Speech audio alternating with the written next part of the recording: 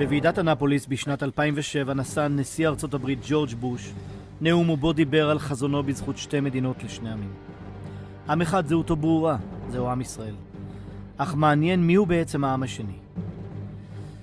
להבנת זהותו של העם השני, כדאי להקשיב לרעיון שערך ראש ארגון הטרור אל-צאיקה וחבר הנהגת אש"ף זוהר מוחסן לעיתון ההולנדי טרוב, וכך אמר: העם הפלסטיני לא קיים. ייסודה של מדינה פלסטינית הוא מכשיר חדש במלחמה המתמשכת נגד ישראל למטרות האיחוד הערבי. באופן ריאלי, אין היום שום הבדל בין הפלסטינים, הסורים, לירדנים, ללבנונים. רק למטרות פוליטיות וטקטיות, אנו מדברים היום על קיום העם הפלסטיני. כי האינטרס הלאומי של הערבים מחייב לעודד זהות פלסטינית נפרדת, כדי להעמיד אותה מול הציונות. מבחינה טקטית, ירדן, שהיא מדינה סוברנית, בעלת גבולות מוגדרים, לא יכולה לעלות טיעון ליפו או חיפה. אולם אני, כפלסטיני, יכול לדרוש את חיפה, יפו, באר שבע וירושלים. לאחר שנשיג את כל זכויותינו בכל פלסטין, אסור שנדחה אף לרגע אחד את האיחוד מחדש של ירדן ופלסטין. ובכן, זאת האמת שנחשפת בפני העולם כולו. זוהי הזהות האמיתית של העם השני. על עיקרי דברים אלו, על הבלוף השקוף, חוזרים אחד אחרי השני כל מנהיגי הערבים. הנשיא אסד מסוריה, המלך חוסיין, יאסר ערפאת, אחמד שוקרי, פרוק קדומי, וכולם אומרים את אותו הדבר. פלסטין היא הבדיה המורכבת שהערבים יצרו, בדיית העם הפלסטיני. כל המושג הזה של עם פלסטיני כביכול, שטופח דרך אגב על ידי ישראל, שאנחנו טיפחנו אותו, כל המושג הזה של עם פלסטיני במציאות איננו קיים. אבל אף אחד מן האינטלקטואלים האלה לא שאל את עצמו בעצם מה משמעותה של המילה פלסטין. האם זה מילה ערבית? האם היא מצוינת באיזשהו מקום בספרות הערבית כביתו של עם מסוים? האם היה אזור מסוים בתקופה המוסלמית כולה, מן המאה השביעית ועד המאה העשרים, האם בכל התקופה הזאת היה אזור שנקרא פלסטין ומישהו דיבר על עם פלסטיני? להבנת עומקה של הבדיה הערבית צריך ללכת אחורה במכונת הזמן ולהקשיב למנהיגי ארצות ערב עצמם. בשנת 74 הצהיר הנשיא המנוח חאפז אסד: מן הראוי שאנו נזכיר לשלטונות הישראלים האחראים כי אנו רואים בפלסטין לא רק חלק בלתי נפרד מן האומה הערבית, אלא חלק מדרום סוריה. בשנת 87 שוב התבטא אסד בוועידה ברבת עמון. מדינה בשם פלסטין לא התקיימה מעולם, הוא אומר. ענה לו המלך חוסיין: הופעת האישיות הלאומית הפלסטינית באה כמענה לתביעת ישראל כפלסטיני יהודית. בספטמבר 93 שוב חזר אסד על עמדתו בראיון לעיתון מצרי: שאני מדבר על פלסטין, אני רואה בה חלק מסוריה. אך הגדיל לעשות בעל הבית עצמו ערפאת. ובשנת 70 אמר לעיתונאית האיטלקייה אריאנה פראצ'י בפשטות גלוית לב: שאלת הגבולות אינה מעניינת אותנו. מנקודת מבט הערבית אין לדבר על גבולות. פלסטין אינה אלא טיפה באוקיינוס הגדול. אומתנו היא האומה הערבית המשתרעת מן האוקיינוס האטלנטי ועד הים האדום ומעבר לו.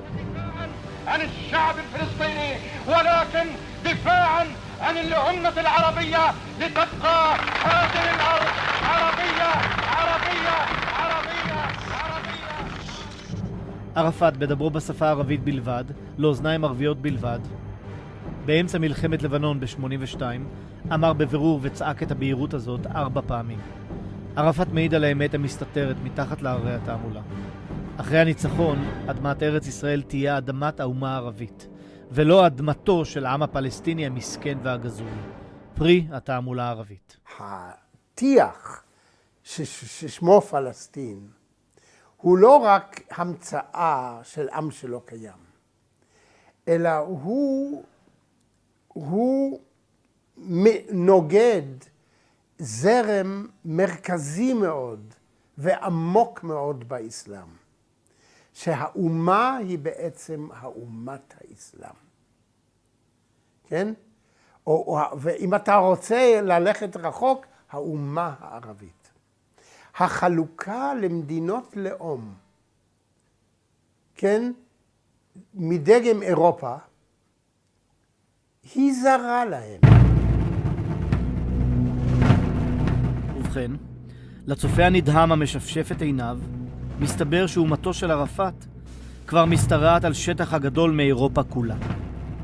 ואולם, אין כעדותו פוקחת העיניים של אחמד שוקרי, שהכריז בתפקידו כשגריר הליגה הערבית מעל במת האו"ם בשנת 1956, כי יצור כזה כמו פלסטין אינו קיים כלל.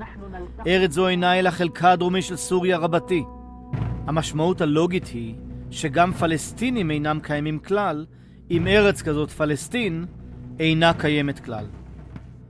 אותו אחמד שוקרי היה המזכ"ל הראשון של הארגון לשחרור פלסטין, שייסד בשנת 1964 בקהיר נאצר שליט מצרים. ארגון לשחרור ארץ שלדבריו אינה קיימת כלל. אני כופרת בעיקר על עניין כזה של פלסטינאים. אני חושבת שכל מי שיושב פה, שהיה בארץ לפני מלחמת השחרור, אנחנו כולנו פלסטינאים. זו עובדה, יש לי הפספורט הישן.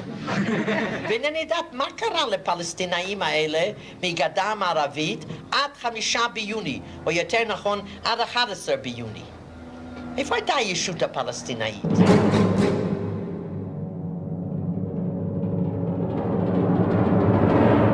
ראש הממשלה גולדה מאיר הבינה לעומק את התרמית והבלוף שבזהות המזויפת.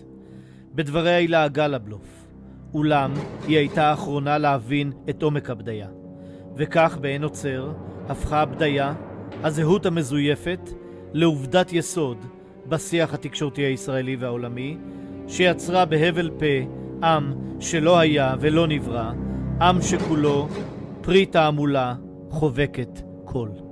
עכשיו המדינאים שלנו, ואני לא יכול לקרוא להם מדינאים, קנו את המונח הזה, קיבלו אותו, ויצרו איזושהי מציאות וירטואלית, שאם אתה תיתן לפלסטינים כל מה שהם רוצים, הם ייתנו לך לחיות פה בשלום. ואף אחד לא מבין שבעצם הפלסטינים הם מה שנקרא פלסטינים, אלה שחיים פה בארץ ישראל, הערבים של ארץ ישראל, הם חוד החנית, שמטרתו דווקא לחסל את מדינת ישראל. אם כל זה לא הספיק, ערפאת בראיון לעיתונאית האיטלקה אוריאנה פלאצ'י ממשיך ברהבתנות ומגלה ברגע של חוסר זהירות שאש"ף נלחם בישראל בשם הפן-ערביזם. כמו כן הוסיף ואמר, מה שאת מכנה עבר הירדן אינה אלא פלסטין. דברים דומים יצאו גם מפיו של פרוק קדומי, שר החוץ מטעם אש"ף, בשבועון האמריקאי ניוזיק בשנת 77. אש"ף רואה בירדנים ופלסטינים עם אחד. יאסר ערפאת ביטא את הסוגיה של ערביי ארץ ישראל בצורה המבריקה ביותר, הטובה ביותר. אין עם פלסטיני, אין זהות פלסטינית. יש קבוצה של אזרחים, של תושבים כאלה ואחרים, שעברו כאן, היו כאן, גדלו כאן, עברו למקום אחר, או היגרו ממקום אחר, או היגרו לכאן, רובם בדואים. אז בעוד אחמד שוקרי אומר שפלסטיני סוריה, ערפאת קובע שפלסטיני ירדן. אבל חושף גם שהוא בעצם נלחם בישראל בשם הפן-ערביזם, שם נרדף ל-21 מדינות ערב החולשות על שטח הגדול מאירופה כולה. ואכן זו תגלית פוקחת עיניים למי שלא הבין עד היום את חזיון התעתועים. המשמעות האמיתית של דברי ערפאת שפלסטיני ירדן היא שלעם הערבי העצום הזה הנקרא בשם הפן-ערביזם, בנוסף ל-21 מדינותיו כבר יש מדינה הנקראת ירדן, היושבת על 78% מארץ ישראל שהובטחה לעם היהודי על ידי חבר הלאומים ב-22. אז איך אפשר להסביר ששאיפות העצמאות של הערבים בארץ ישראל לא מסתיימות בכך שיש להם כבר מדינה אחת? התשובה על פי זוהר מוחסן, ערפאת ואף שוקרי היא ברורה. הערבים החיים בארץ ישראל הם בדיוק אותם ערבים החיים בסוריה או בירדן. אין הם המפרד, אלא רסיס מן האומה הערבית האדירה המחולקת על הרבה ארצות ערביות. אין להם זהות נפרדת, בזהותם הם ערבים והמצאת פלסטין היא רק בלוף שקוף. מה שקרוי מכשיר חדש במלחמה המתמשכת נגד ישראל למטרות האיחוד הערבי, כפי שאמר זוהר מוחסן. הייתכן באיזה מקום אחר בעולם שתוקם מדינה נוספת לעם שיש לו כבר 21 מדינות ענקיות? دفاعا عن الشعب الفلسطيني ولكن دفاعا عن الأمة العربية لتبقى هذه الأرض عربية عربية عربية عربية. וכאשר זוהיר מוחסן אומר, אנחנו בעצם עם ערבי, הוא מדבר אמת. הוא אומר, אנחנו ערבים. המושג פלסטינים הוא טוב מאוד בשביל המאבק נגד ישראל. אבל זהו חלק מן הנשק, זהו השקר הגדול. כלומר, אתה משקר, אתה אומר, אני פלסטיני, אבל באותו זמן אני גם ערבי. בעצם אני ערבי. זה היגיון פשוט שבכולו בנוי כמובן על תרבות של שקר. הבלוף על המצאת פלסטין נחשף על ידי הערבים עצמם. נשיא סוריה אסד שבכלל אומר שפלסטין זו המצאה, שהיא בכלל סוריה הדרומית. אחמד שוקרי בתפקידו כנציג הליגה הערבית מסכים עם אסד. המלך חוסיין אומר שהפלסטינים זה לא עם אלא המצאה שנועדה להילחם בתביעת עם ישראל על זהותה היהודית של ארץ ישראל. וזוהיר מוחסן מאל-צייקה מחזק ומאשר את דברי המלך חוסיין שפלסטין היא תרמית אחת גדולה על מנת לשמש מכשיר חדש לחיסול ישראל בשליחות האומה הערבית. אחמד שוקרי מצד אחד בתפקיד נציג הליגה הערבית באום אומר את האמת שארץ כזו פלסטין בכלל אינה קיימת, אולם אחרי מספר שנים הוא מקים בפקודת נאצר את הארגון לשחרור פלסטין שהולך לשחרר פיקציה, ארץ שאינה קיימת לדבריו כלל. וגם ערפאת אומר במפורש שהאומה הערבית הגדולה היא אומתו ללא גבולות מהאוקיינוס האטלנטי ועד הים האדום, ופלסטין היא רק סיפור הכיסוי. היש עדות טובה מזאת של הערבים עצמם החושפים את השקרים, הנוכלות, התרמית, הסתירות, הכזב וכפל הלשון שבבלוף הפלסטיני?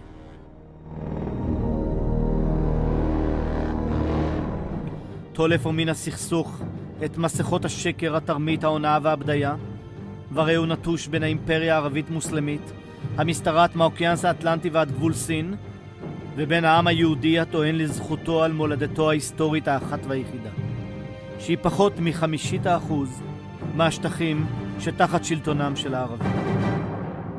הערבים, לפי דעתי, לא צריכים ללמוד מלחמה פסיכולוגית מאף אחד. הם עושים את זה מיום שיש לנו ספרות ערבית. ומשתמשים בכל הכלים שאנחנו מכירים אותם מעבודתו של גבלס ואחרים. חוזרים כמה פעמים על שקר עד שהוא מתקבל כאמת. הם עושים את זה דרך אגב לא רק כלפי חוץ, גם כלפי פנים. עכשיו הם גם למדו עוד פטנט אחד במלחמה הזאת, שיש כפל לשון. זאת אומרת, אתה אומר משהו בערבית, ואתה אומר משהו באנגלית. עכשיו, כשאתה בא למנהיגי ישראל, ואתה אומר להם, על זה מה שאומר בערבית, אז מנהיגי ישראל, במקום להתייחס לזה ברצינות, אומרים, אבל זה לצורכי פנים. סליחה, צורכי פנים זה לא חשוב? הרי רק צורכי פנים זה חשוב, לא צורכי חוץ. אם אתה יודע שלצורכי חוץ הוא משקר, אז ברור שלצורכי פנים הוא אומר את האמת. זהו סיפורו הפתלתל של הזיוף המונומנטלי הגדול בהיסטוריה, אשר אין לו תקדים בתולדות העמים. בלוף מוצלח עד כדי כך שכה רבים בעולם כלל אינם מפקפקים באמיתותו. תעמולה שהפכה לנשק רב עוצמה, אשר באמצעותו מנסים אויביה של ישראל הערבים לכבוש את ארץ ישראל ללא ירייה אחת, ללא צבא, טנקים או מטוסים.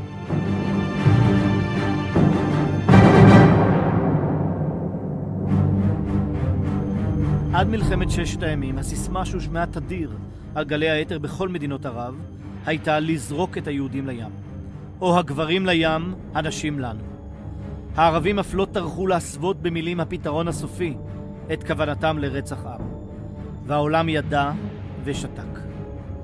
אולם מדינות ערב המובסות בקרב על ידי מדינה קטנה ונחושה לחיות, הבינו שאת ישראל אי אפשר לנצח בכוח צבאי. הם הבינו שאת שמשון הישראלי אפשר יהיה להכריע רק בעורמתה של דילה הפלישתית. וכך היה. לא עוד קריאות פרימיטיביות משלהבות המונים לרצח עם, אלא תחכום, נעימה, המכוונת בדייקנות לאוזן המערבית הענינה.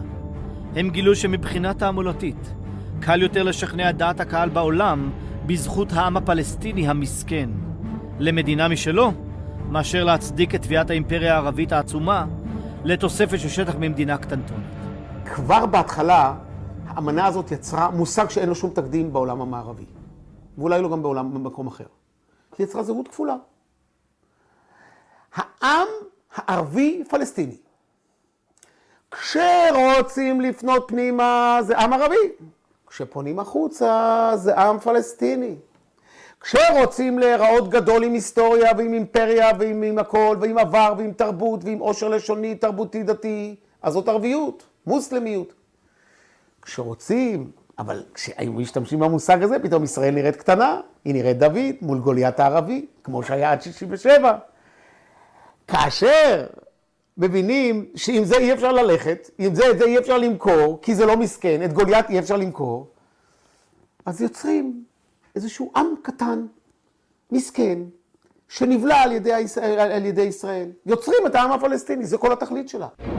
האמת המסתתרת מתחת להררי האיפור הערבי, הוא שארצות ערב מעולם לא יצאו למלחמה למען פלסטין. הם המציאו את פלסטין והשתמשו בה למען האינטרסים שלהם. שהעליון בהם והמשותף לכולם הוא השמדת הישות הלא ערבית והלא אסלאמית שהתנחלה במרכז האימפריה המוסלמית, מדינת ישראל. המצאת העם הפלסטיני הוא בדיה שהומצאה במחשבה תחילה וכמכשיר לוחמה פסיכולוגית בידי מדינות ערב המובסות בקרב. הסוס הטרויאני לכיבוש ארץ ישראל. אי אפשר היה לבחור משפט יותר ממצה מאשר העם הפלסטיני לא קיים, לתיאור הבדיה הפלסטינית. זוהר מוחסן בעצם חבר בארגון לשחרור עם שאינו קיים. אם כך, אם העם הזה אינו קיים, מי בעצם הקים את ארגוני הטרור הפלסטינים, so called? זה הכל גופים אשר הוקמו על ידי מדינות ערב, ומטרתם הייתה ליצור עוד כלי, עוד מכשיר במלחמה נגד ישראל. זה הכל. עכשיו פתאום הכל קשור כאילו בכיבוש. מה פתאום? אש"ף הוא ארגון חזית ערבי, כחלק מהמאבק הערבי הגלובלי נגד ישראל. היו אלה מדינות ערב שהקימו את ארגוני הטרור מבחינת המכשיר שישרתן במלחמה בישראל.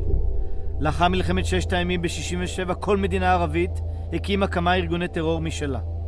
כל כמה חודשים היה נולד ארגון טרור חדש עם שם מפוצץ. כך נולדה מסכת התעמולה חובקת עולם שהפכה את היוצרות. תחפושת מושלמת להמשך מלחמת מדינות ערב בישראל הקטנה. דוד הישראלי מול גוליית הערבי הפך בתעמולה מתוחכמת לגוליית הישראלי המדכא את דוד הפלישתי. אנחנו למעשה מאמצים רטוריקה של הצד השני, של האויב שלנו. כשאנחנו לא קוראים לחבלי ארץ היסטוריים אלה, יהודה ושומרון, אלא שטחים מוחזקים, אנחנו למעשה משתמשים לכאורה במושגים נייטרליים. העיקר לא להדגיש את הזהות התנ"כית המקראית של הארץ הזאת, של אותם חבלי ארץ. כאשר אנחנו משתמשים במושגים כמו שטחים כבושים, אנחנו עושים דבר עוד גרוע יותר. אנחנו למעשה טוענים שאנחנו כובשים בארצנו. אם אנחנו כובשים בארצנו, כי אז אין שום צידוק לישיבתנו כאן. זוהי תעמולה אשר תפקידה למחוק את זהותה, ולזייף את שמה של ארץ ישראל התנ"כית הקדומה, ולהפכה לארצו של עם ללא מולדת, פלסטיני, שבדתה התעמולה הערבית. בשיטות של שטיפת מוח, בדיות, שקרים, זיוף עובדות, תוך שימוש בבורות העולם ושטחיות המדיה העולמית, מתחולל בראש חוצות כבר עשרות שנים תהליך של זיוף ההיסטוריה ומחיקתה. זהו נשק אשר מבציעיו ומפתחיו בגרמניה הנאצית ורוסיה הסובייטית פיתחו בשקדנות ובמומחיות נשק התעמולה. וכמו שאמרו בלעג גבלס והיטלר, הארכי-תועמלנים של המאה ה-20, ככל שהשקר יותר גדול, כך עשויים אנשים להאמין בו יותר. הערבים הם אומני, אשפי, תרתי משמע המלחמה, הלוחמה הפסיכולוגית. ושטיפת המוח. הערבים הם כל כך טובים בזה, שבאמת גבלס וסטלין, ואני לא יודע מי, יכול היה לבוא וללמוד אצלם. ואנחנו קורבנות הדבר הזה, אבל קורבנות מרצון. סרט זה משחזר וחושף אחד לאחד את האירועים שהולידו את הבדיה הפלסטינית. מימוש תביעותיה של הבדיה, שאינו אלא חזית לוחמה פסיכולוגית של הליגה הערבית, ישים קץ לזהותה של ארץ ישראל, ובעקבות אובדן זהות הארץ, יבוא אובדן הזכות על הארץ. כי אם יש פלישתים, משמע שיש גם ארץ שנקראת פלסטין. ואם יש פלסטין, אז אין ארץ ישראל.